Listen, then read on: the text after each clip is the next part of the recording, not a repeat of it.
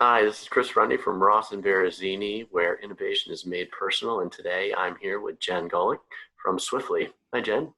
Hi, Chris. Thanks so much for having me today.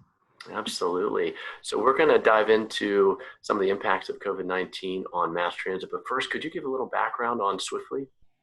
Yeah, so Swiftly is a company, we're a technology company based in San Francisco. We have transit agency partners all around the world, over 70 so far. And we power the data that feeds a lot of the apps that you might be using to get real-time information about when transit's coming. So if you look at Google Maps or Apple Maps or the Transit app or any other different kinds of apps in cities where we are, you were probably using Swiftly data to get that information. And then additionally, we have a platform for transit agencies to use inside their agencies for performance monitoring, insights into their planning, their scheduling, on-time performance, and to help their customers get the information they need. A lot of the talk now is shifting towards reopening. Various states are in different phases. What should transit agencies be thinking about as reopening occurs? Yeah, I mean, I think as you would expect, there's a lot of things to think about, but two of the things that I think are really important when we think about reopening in terms of COVID, obviously the health and safety of transit agency staff and passengers is important. But thinking about kind of some of the new social distancing requirements and norms across the country, thinking about how important real-time passenger information is, that it needs to be absolutely accurate and reliable.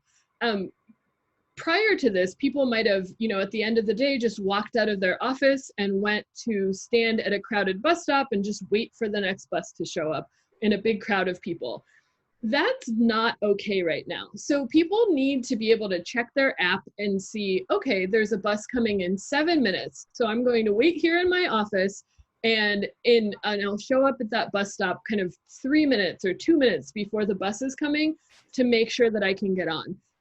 Or, if they're at a park, they can stand kind of further back from the crowd and then walk up and get on the bus without worrying that they're going to miss their vehicle. So, I think just thinking about how very important that is in a different way than we did before, it's not just a nice to have anymore, it's a need to have.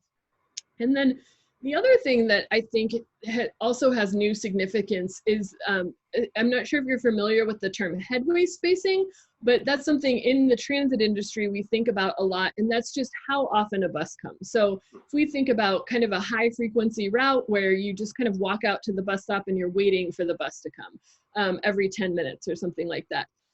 I think traditionally transit agencies have struggled to keep that exactly every 10 minutes.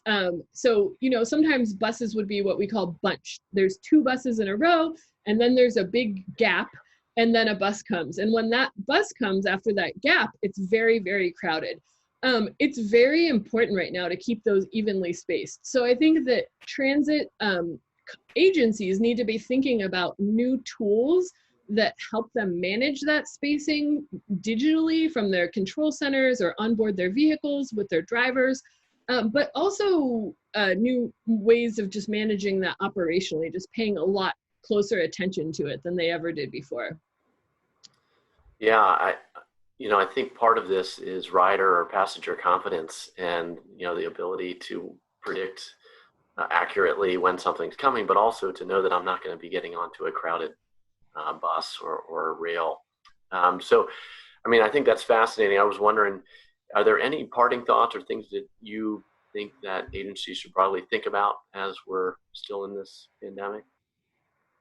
Yeah, I never want to, or I definitely don't think of a global pandemic as an opportunity, but there are kind of some silver linings in this, in that we do have that data about who is riding, and we have the data that people are riding. I think it's very important for transit agencies to find out who those people are, why they're riding, and where they're going to be able to make future changes to their networks based on all of these different things that are happening.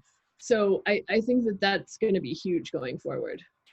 Yeah, very cool. Well, Jenn, thank you for talking today and for all your insights. This has been excellent.